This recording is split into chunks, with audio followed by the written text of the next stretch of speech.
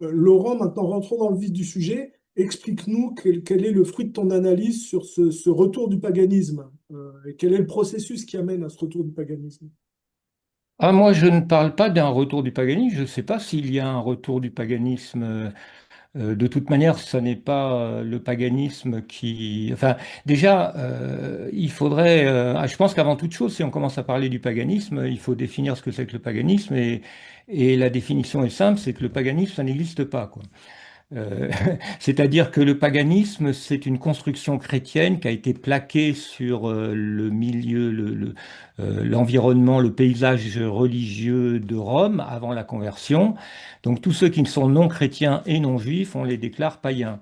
Bon, païen, paganus, ça vient de paysan, donc c'était aussi une manière surtout péjorative de traiter de plouc les gens qui souvent ne savaient pas lire, parce que déjà pour être chrétien, il faudrait au minimum savoir lire l'Évangile, sinon qu'est-ce que ça veut dire? On se pose. Mais bref, le terme paganisme est très dangereux et très très inexact et ne permet pas de donc en fait, si tu veux, il y a tout un tas de choses sur lesquelles on pourrait coller l'étiquette de paganisme. Et il y a des gens qui se collent eux-mêmes l'étiquette de paganisme. C'était le cas de Alain de Benoît, par exemple, qui avait fait un livre retentissant dans les années, je crois, 60 ou 70 peut-être. 70 plutôt quand même, parce qu'en 60, il était jeune. Non. Peut-être même 80. Marxiste. Il a juste 17 ans de plus que moi. C'est un Je m'entends. marxiste. C'est un marxiste, hein.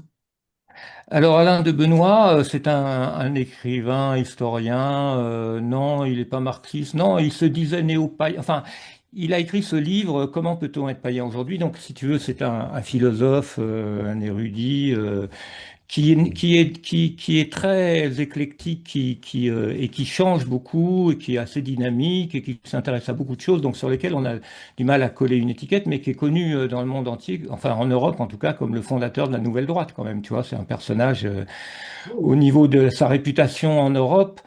Tu regardes le site Arctos, tu verras que toute la Nouvelle Droite se réclame, si tu veux, pense que c'est vraiment Alain de Benoît en créant le Grèce, pas tout seul, hein, il y avait d'autres personnes, mais c'est lui qui est resté un des intellectuels les plus productifs de la Nouvelle Droite. Alors cette Nouvelle Droite, elle est un peu païenne, mais entre guillemets, si tu veux, parce que bon, et il y a plusieurs manières de défendre le paganisme quand tu es européen. Soit tu te focalises plutôt sur le paganisme celtique et germanique. Et ça, dans mes recherches aujourd'hui, si tu t'appuies sur les historiens sérieux, on a tendance à dire que de toute manière, le paganisme celtique et germanique, on n'en sait quasiment rien. Donc c'est même pas la peine d'en parler. Parce que les Germains, les barbares germains, si tu veux, quand ils ont pénétré l'Empire romain, ils étaient déjà largement romanisés et ils n'avaient qu'une idée en tête, c'est se romaniser à 100%. Donc, ils ont abandonné toute leur religion et ils ont adopté avec enthousiasme la religion romaine qui, au IVe siècle, était déjà la religion chrétienne, malheureusement. Donc, ils se sont christianisés, mais c'était juste parce qu'ils voulaient se romaniser. À l'époque, se romaniser, ça voulait dire se christianiser. Donc moi, ce qui m'intéresse plus, si tu veux, c'est d'explorer ce qu'était le monde romain et le monde religieux du monde romain, si tu veux, la religion, la pensée métaphysique, etc., pour comprendre ce que la chrétienté a détruit. Parce qu'en fait, si tu veux, lorsqu'on pense la conversion de l'Empire romain, on a souvent, la plupart des gens ont une image très très floue comment ça s'est passé, et on imagine que ça s'est passé tout en douceur, parce que le christianisme est une religion de la douceur, c'est bien connu. Donc les Romains se sont convertis parce qu'ils pensaient que le christianisme c'était génial, et que donc ils ont mis leur religion à la poubelle. Tout ça, c'est une... Donc il y a énormément de révisionnisme à faire pour comprendre, si tu veux, que ça c'est le narratif du vainqueur, c'est le narratif du christianisme qui a vaincu. Mais si tu essayes de creuser un peu pour retrouver, si tu veux, ce qui s'est passé, tu t'aperçois que c'est une guerre de religion extrêmement violente qui dure 2 siècles. Et donc, pour comprendre ce qui s'est passé, il faut comprendre euh, de quoi a été, enfin, les Romains se sont convertis au christianisme, mais de quoi, à partir de quoi, tu vois, qu'est-ce qu'ils avaient avant et pourquoi ils l'ont laissé tomber, etc. Et puis ça s'est pas fait tout de suite au niveau de l'apparition du Christ, c'est 200 ans après quand même. Bah, c'est 300, Augustin, concile de Nicée 325, si tu veux, la christianisation commence dans les années 310. Ah La oui, christianisation officielle, c'est-à-dire à partir du moment où l'empereur devient chrétien. Avant, si tu veux, il y a une église chrétienne un peu persécutée de temps en temps. C'est autre chose, si tu veux. La christianisation, elle commence vraiment, en fait, sous Augustin, sous Constantin. Je ne sais pas si j'ai dit Augustin, c'est Constantin, évidemment, pourquoi pas. Constantin le Grand. Parce qu'avant, selon les estimations des historiens les plus récents, comme Peter Heather, il y avait à peu près 2% de chrétiens dans l'Empire, tu vois. Donc c'était c'était rien. Alors évidemment, il y avait des villes où il y en avait 20% ou 30%, comme Antioche, Alexandrie, il y avait beaucoup de chrétiens. C'était les villes où il y avait beaucoup de juifs, donc c'était des chrétiens soit issus du monde juif, soit issu par prosélytisme juif, si tu veux. Enfin, le christianisme était encore un mouvement juif, essentiellement, ou para-juif, tu vois, et essentiellement en Orient, parce qu'à l'ouest de Rome, il y avait quasiment aucun chrétien. Il y avait Carthage et Rome, et à l'ouest de tout ça, il y avait pas de chrétiens jusqu'au 5e siècle. Si tu veux, la christianisation de nous, les Européens de l'Ouest, on n'avait quasiment jamais entendu parler du Christ avant Augustin, avant que les empereurs commencent à faire des lois, etc. Et puis ça a pris deux siècles. Et petite parenthèse, donc du coup, tu fais partie de ceux qui pensent que la vraie chrétienté, celle qui est la plus ancrée, c'est celle qui est du comté de Constantinople plutôt que de celle de Rome. Alors, si tu veux, moi, j'ai décidé de me dire non chrétien. Donc, je suis pas concerné par la question de savoir où est la vraie chrétienté, parce que chacun pense que sa chrétienté à lui, c'est la vraie chrétienté. Moi, je rentre pas dans ce débat. Simplement, j'observe de l'extérieur, et effectivement, quand même, c'est vrai que si j'observe de l'extérieur, j'ai plus de sympathie pour le christianisme orthodoxe, qui est moins juif, est moins politique, est plus mystique, plus symbolique, moins dogmatique. Donc oui, s'il fallait que je choisisse entre le christianisme orthodoxe et le christianisme, c'est pour ça que je dis aux catholiques, commencez par vous convertir à l'orthodoxie, puis D'accord? après peut-être que ça ira mieux.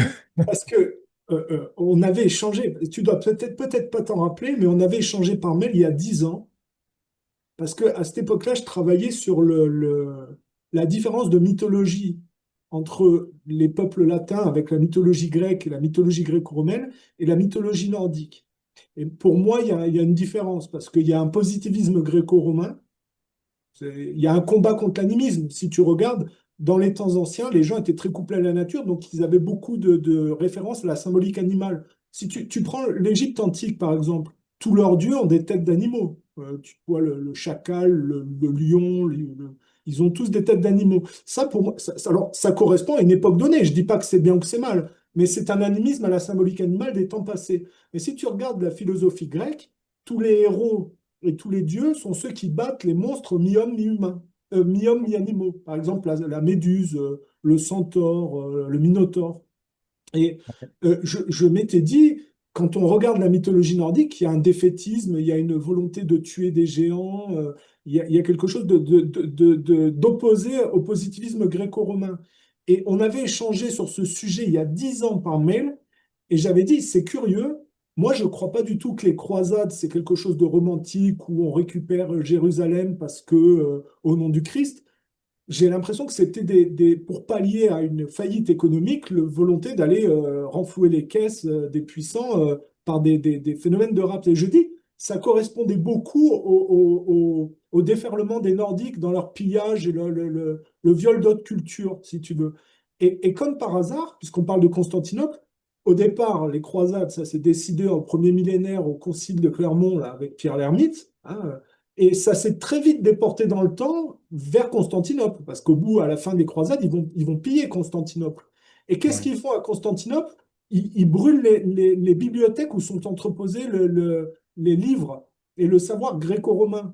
Donc je me dis, mais ça, c'est typiquement les Nordiques. Et toi, tu m'avais dit par mail, c'est tout à fait possible parce qu'en réalité, la papauté a été infiltrée par les Francs au cours du temps et que c'est au moment où ils arrivent à la papauté qu'on voit se reproduire ce phénomène des croisades qui ressemble beaucoup au comportement de pilleurs des Nordiques. Est-ce que tu es Ouais. resté là-dessus ou tu as oublié ou est-ce que tu es toujours sur le même... Non, je dirais plus ça aujourd'hui, non. Je dirais plus ça aujourd'hui.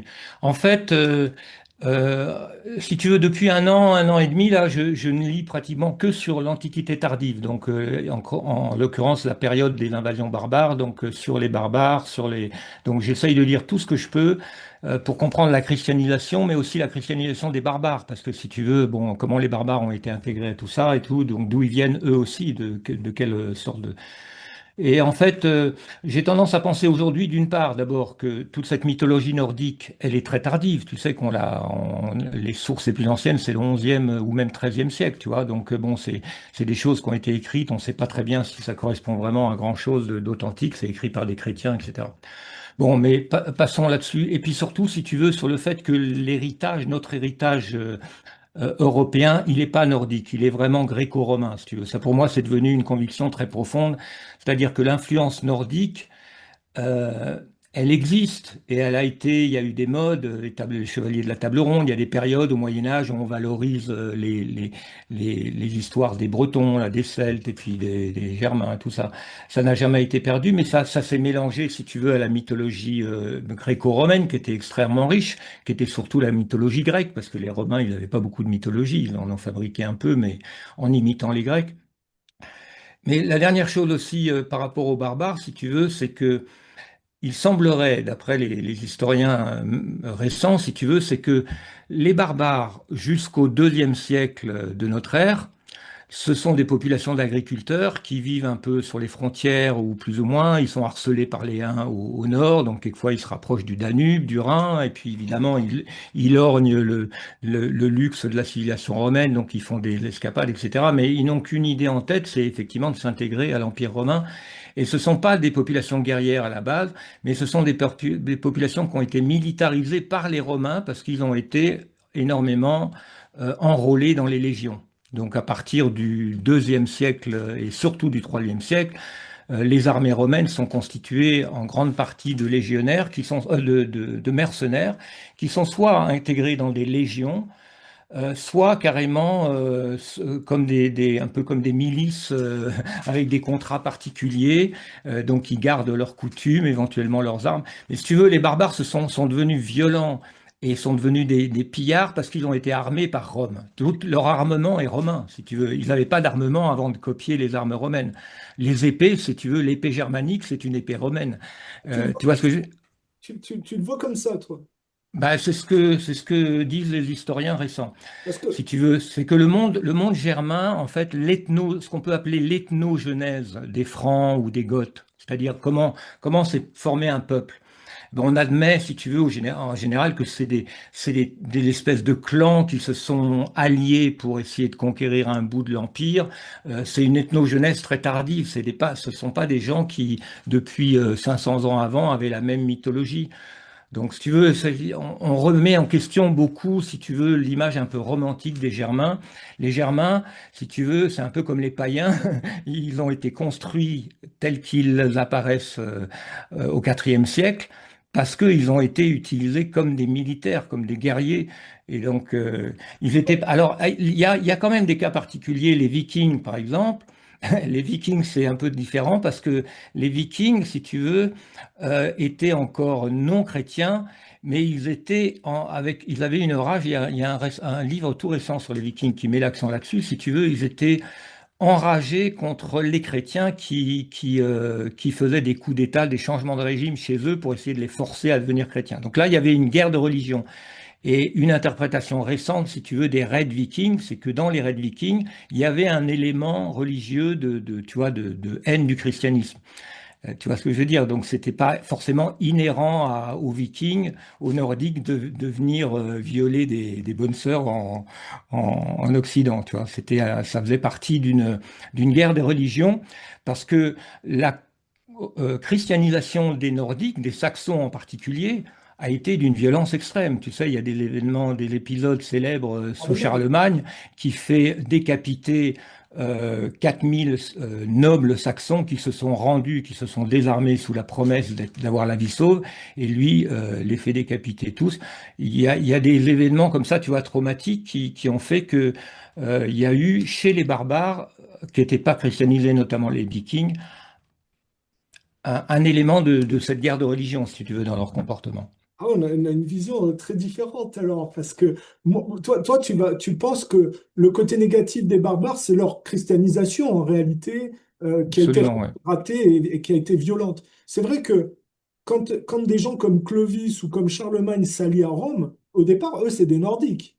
Et ils vont aller taper les autres Nordiques par la force pour imposer le christianisme. Et ça a Absolument. certainement créé une haine du christianisme qu'on a retrouvée au fur et à mesure dans l'histoire. Ben, il faudrait que je retrouve le gars qui a écrit ce livre-là, mais il introduit cet élément. Alors, c'est des hypothèses, hein. Moi, je suis pas spécialiste ni de ça, ni d'autre chose, mais j'essaye de lire les livres de spécialistes.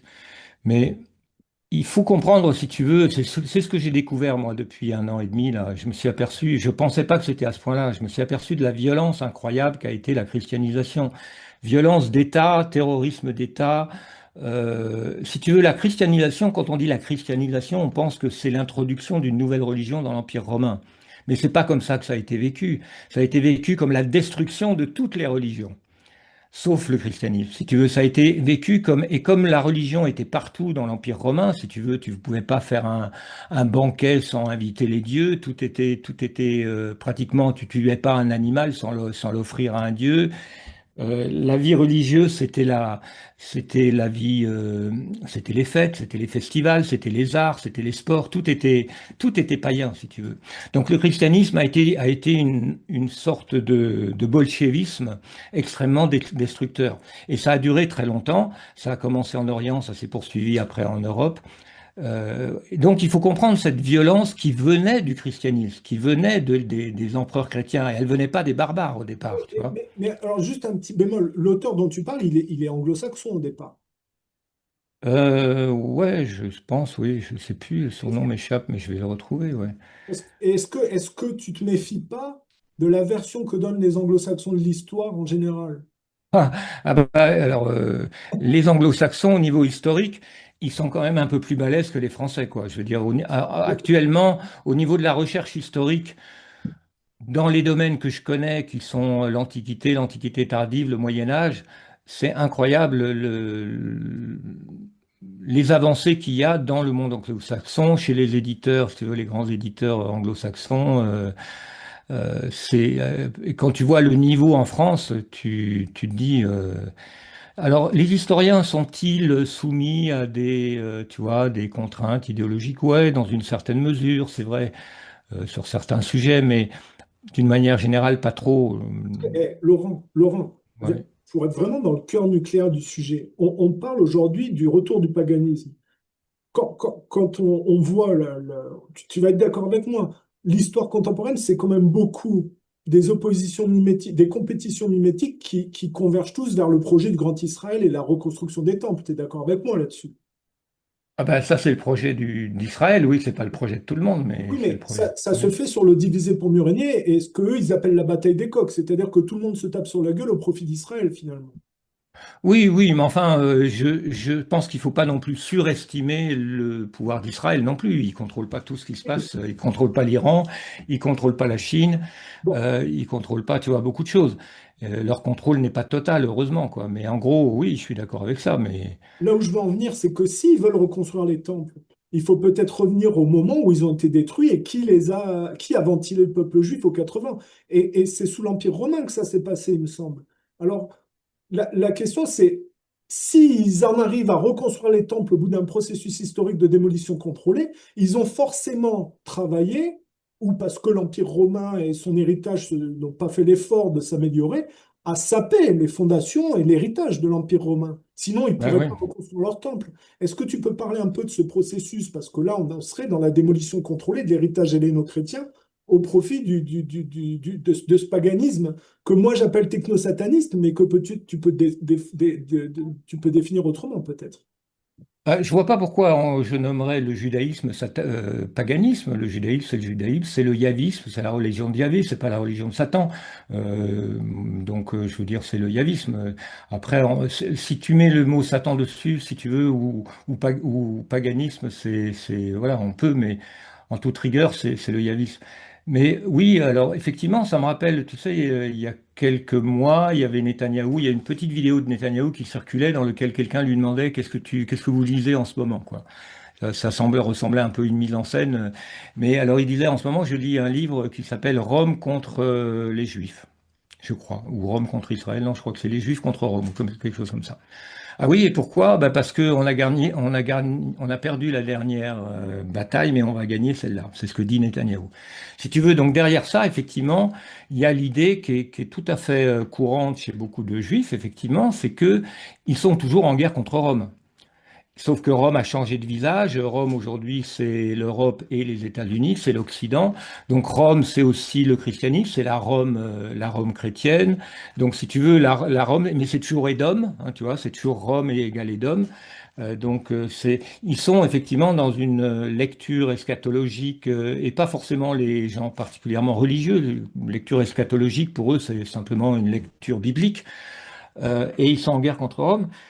Et donc, si tu veux, il y a pas mal de gens critiques du christianisme qui pensent qu'en fait, le christianisme lui-même est une arme des Juifs contre Rome, est un cheval de Troie pour détruire Rome, pour introduire Yahvé dans la civilisation romaine, détruire la religion romaine, donc détruire l'identité romaine, détruire la fierté romaine, détruire et introduire cette religion d'esclaves, comme dirait Nietzsche, pour affaiblir l'esprit martial de Rome et pour le corrompre, etc.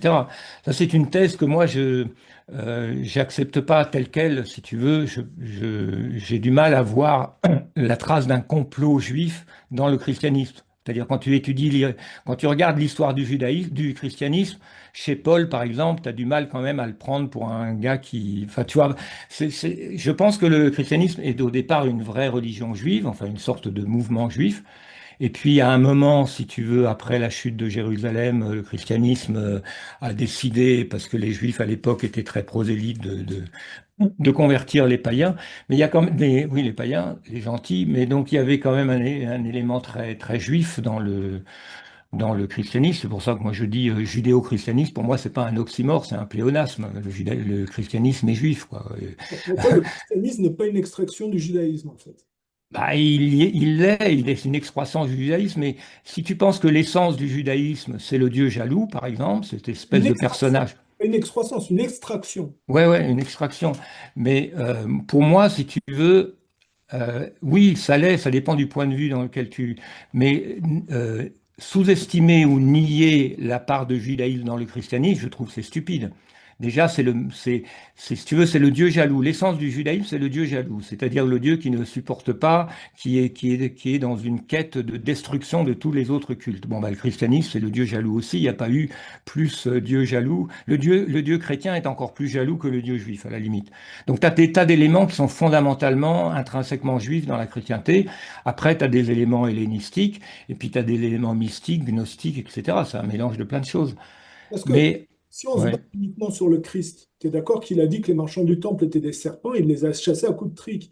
Aujourd'hui, de différencier le christianisme d'avec le judaïsme, ça permet de dire aux Américains, vous êtes totalement dominés par les Pâques et par les marchands du temple, vous ne pouvez donc pas représenter la chrétienté puisque le Christ a chassé les marchands du temple. Est-ce que ça te va un peu plus? Bah, ça me va, sauf que c'est pas moi qui dirais ça, parce que je suis pas chrétien. Donc, comme je te dis, moi, je regarde le christianisme en tant qu'historien, et je donne pas de leçons aux chrétiens en leur disant votre christianisme, il est pas bon, vous devriez suivre le christianisme de machin là. Si tu veux, c'est pas ma démarche. Ah oui. Comme je te l'ai dit, il y a des christianismes qui me semblent plus sympathiques que d'autres, mais pour moi, le christianisme, fondamentalement a quand même été, tu vois, et ça, je rejoins Alain de Benoît. Le christianisme a été la plus grande catastrophe pour les Européens, pour les Romains. Ça a été une catastrophe absolue. Ça a détruit le tissu social. Ça a introduit une destruction aussi de l'esprit généalogique. Toi qui t'intéresses beaucoup à l'esprit généalogique, je crois, tu veux, la société romaine était centrée, l'identité de l'être humain était une identité généalogique. Tu n'es jamais un individu, tu es le fils d'eux et le petit-fils d'eux et le père d'eux, et tu appartiens à une famille élargie, et si possible à un clan, et si possible à une tribu, etc. Tu es totalement généalogique. Le christianisme a dit non, non, le généalogique, ça n'existe pas. L'âme individuelle est strictement individuelle. Dieu met une âme nouvelle dans chaque corps, voilà, et votre âme n'a strictement aucun rapport avec l'âme de vos ancêtres. Et de toute manière, vous pouvez rien pour vos ancêtres, parce que soit ils sont en enfer, soit ils sont au paradis. Enfin, si tu veux, il y a eu un travail, j'insiste sur ce point-là, parce que ça me paraît le point crucial, mais il y a eu un travail de destruction de l'esprit gréco-romain, y compris de l'esprit philosophique. Un exemple, par exemple, si tu veux, qui montre à quel point notre narratif de la christianisation est fautif, c'est que on nous dit le christianisme a apporté Dieu, tu vois, a apporté le monothéisme. Avant, les gens étaient païens, donc polythéistes, donc ils n'avaient aucune idée qu'il n'y avait qu'un Dieu. Non, non, ça leur était jamais venu à l'idée. Cette idée est totalement ridicule et totalement grotesque, parce que même chez Platon, qui est quand même le monument absolu de toute la culture gréco-romaine, l'idée d'un Dieu suprême qui s'exprime éventuellement à travers d'autres dieux inférieurs, ou dont les dieux inférieurs sont des expressions, etc. Mais enfin, le monothéisme gréco-romain, il était, Il existait sous Zoroastre déjà chez les Perses, on va dire. oui, à mon avis, il a toujours existé. Les gens, à partir du moment où tu conceptualises que le cosmos est un, cosmos, ça veut dire harmonie, donc déjà ça suppose une unité. À partir du moment où tu as le sentiment que tu vois, que le monde est une unité, bah, tu as automatiquement le sentiment qu'il y a un créateur ou une âme du monde ou un truc. Donc cette idée déjà, tu vois, que Zeus le, est au-dessus des autres dieux, donc on peut considérer que la mythologie grecque, en parlant de Zeus, c'est un peu une forme de monothéisme dans le sens que c'est le dieu des dieux et donc c'est celui qui règne, quoi. ouais, ouais, Non? on peut voir ça comme ça. Oui, oui, on peut voir ça comme ça. En fait, la meilleure manière, à mon avis, de comprendre le monde, l'imaginaire religieux des Romains, dans quel univers mental ils naviguaient, si tu veux, il y a des historiens ou oui, des philosophes romains qui ont dit il y a trois religions. Ils appelaient ça trois théologies. Théologie, c'est un mot inventé par Trump, par Platon. Et tu as la théologie mythique, c'est-à-dire tu as les histoires de Dieu. Tu Oui. vois? Mais ça, en gros, c'est des histoires quoi, qu'on raconte, qu'on se raconte, qu'on adapte au théâtre, dont on fait de la poésie, du théâtre, c'est du divertissement, et il n'y a pas de version unique, chacun raconte la version qu'il veut, donc tout ça, si tu veux, les gens ne le prenaient pas forcément très au sérieux, c'était de la littérature, etc. Après, tu as les cultes, c'est-à-dire les temples, les festivals, tu vois, et là, c'était de la religion politique, c'est-à-dire que c'est quand tu vis dans une cité, parce que l'Empire romain, c'était un monde de cités. Chaque cité, contrairement à ce qu'on pense, la vie politique, la vie religieuse, la vie sociale, c'était centré sur les cités. L'Empire était relativement discret. L'Empire prenait les impôts, construisait des routes, mais chaque cité avec ses dieux, chaque cité avec ses temples, chaque cité avec ses festivals, qui peut-être attirait des gens un peu d'autres cités, etc. Mais ça n'incluait pas de croyances particulières, si tu veux. Tu respectais les dieux, tu supposais qu'il existait ou pas, on s'en fout, en fait. Tu avais le droit de supposer qu'il n'existait pas. Dimension sociale. Ouais, voilà, c'était toujours lié au fait de quand même faire appel aux dieux pour qu'ils apportent, qu'ils bénissent la cité, quand même, tu vois, il y avait cette vague. Et puis, tu avais la philosophie. Et la philosophie, si tu veux, c'est pour ça par exemple, on dit dans l'Empire romain, la notion de conversion n'avait pas de sens parce que tu allais dans un temple d'un dieu, puis tu allais dans un temple d'un autre dieu, puis tu n'avais pas l'impression de trahir l'un ou l'autre. Et par contre, dans la philosophie, si tu veux, il y avait une dimension religieuse très forte. Les gens se convertissaient à un mode de vie religieux qui était en général un mode de vie un peu ascétique quelque part. Et puis, ils s'intéressaient à Dieu, les philosophes, si tu veux. Toute l'histoire de la philosophie, on peut voir ça comme une découverte de l'idée de Dieu. Parce que les premiers philosophes présocratiques, en fait, sont des savants, sont des mathématiciens. Ils essayent de comprendre le monde sans faire appel aux dieux.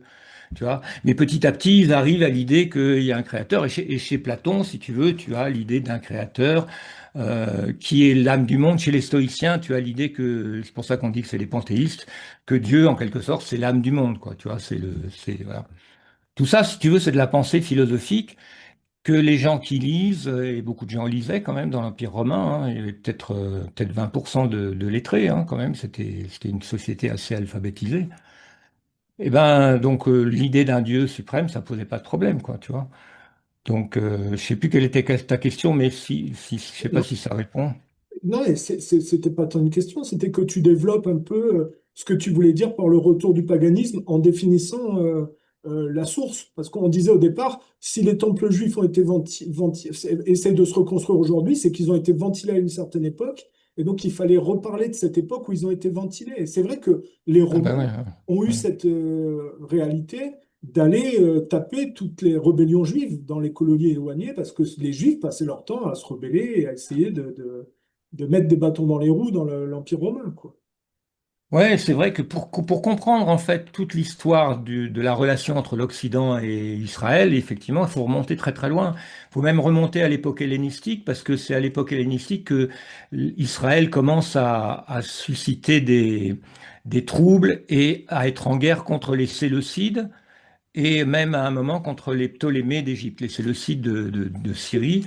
Il y a tous ces épisodes qui ont donné après, qui ont Et, suscité les livres des Maccabées, là, les révoltes des Maccabéens contre les et à chaque Séleucides, coup, ils se font etc. taper d'ailleurs. À chaque coup, ils se font taper, ils se font remettre en leur Ben place. oui, parce que, et voilà, c'est-à-dire que le monde hellénistique fondé par Alexandre le Grand est fondé sur l'idée qu'il y a une unité culturelle, qu'on harmonise tous les dieux de tel peuple, ils ont des noms différents, mais en gros, c'est les mêmes que les dieux de nos peuples, etc. Il y a une sorte de mentalité universaliste qui s'installe. Et en plus, il y a une sorte de promotion de la culture grecque, c'est-à-dire qu'à Alexandrie, il y a entre 200 000 et 400 000 livres. Les livres du monde entier, les Ptolémées font venir et traduire les livres du monde entier pour créer une espèce de bibliothèque, c'est-à-dire de culture universelle, si tu veux. C'était un projet culturel énorme, hein, l'hellénisme. Mais les Juifs n'en voulaient pas. Voilà, enfin, les Juifs. Les prêtres juifs et un certain noyau, une certaine élite politique juive n'en voulaient pas. La majorité des Juifs adoraient l'hellénisme. C'est toute l'histoire des Maccabées, c'est une guerre civile entre une petite élite qui est en guerre contre les Juifs hellénophiles qui en ont marre de se faire circoncire, qui veulent aller voir des spectacles de sport, qui veulent lire Platon, qui veulent goûter comment dire, aux subtilités de la culture hellénistique. Et puis après, tu as Rome qui arrive, et Rome est effectivement aussi constamment en guerre contre Israël. Et donc, ça se finit en 70 par la destruction du temple sous Vespasien et Titus, mais ça continue après. Il y a de nouvelles révoltes en 110 et en 130. Et en 130, dans les années 130, Adrien fait raser Jérusalem une nouvelle fois et crée à côté ou par-dessus, on ne sait pas très bien, une nouvelle ville qui a un nom en son honneur, Adriana quelque chose, et puis il efface le nom d'Israël de la carte et il renomme ça Palestine, etc. Donc il y a eu une volonté de véritablement solution finale chez Adrien, c'est-à-dire de détruire la judéité. Il a interdit la circoncision, il a interdit la Torah, qui était considérée comme contraire à la loi romaine, donc hors la loi. Il y a eu, si tu veux, constamment Et une ça, c'est guerre. central. C'est central Ouais, parce qu'en réalité, c'est à ce moment-là que les Juifs ont été ventilés dans le monde. Et c'est ouais, depuis tout à ce fait. temps-là qu'ils attendent de récupérer ce dont ils étaient virés. Et pour ça, Ouais. ils ont été obligés d'attendre que l'héritage de l'Empire romain s'effondre. Je te propose d'aborder ça dans une dernière partie, si tu as le temps, Ah euh, ouais, d'accord. de Ok. conclure, de conclure Allez, là-dessus. on se fait une troisième partie, d'accord. Allez, super. À tout de suite. À tout de suite.